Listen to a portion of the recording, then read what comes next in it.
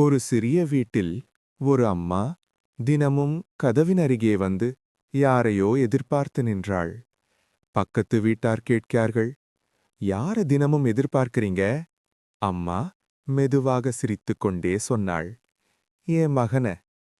நாட்கள் கடந்தன, மாதங்கள் கடந்தன. ஆனால் மகன் வரவே இல்லை.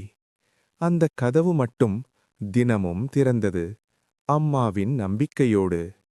ஒரு நாள் அந்த அம்மா அதே இடத்தில் அமைதியாக உட்கார்ந்தபடி உயிர்விட்டாள். அவள் கையில் ஒரு பழைய மொபைல். திரையில் தெரிந்தது, மிஸ்டு கால் சன். அழுகையில்லை, சத்தமில்லை, ஆனால் மனதை கிழிக்கும் ஒரு மௌனம். நேரமில்லன்னு சொல்லி நம்மை நேசிப்பவர்களை ஒதுக்காதீர்கள். இருக்கும்போதே மதிக்க கற்றுக்கொள்ளுங்கள். ஏனென்றால் ஒரு நாள் நேரம் இருந்தாலும் அவர்கள் இருக்க மாட்டார்கள்.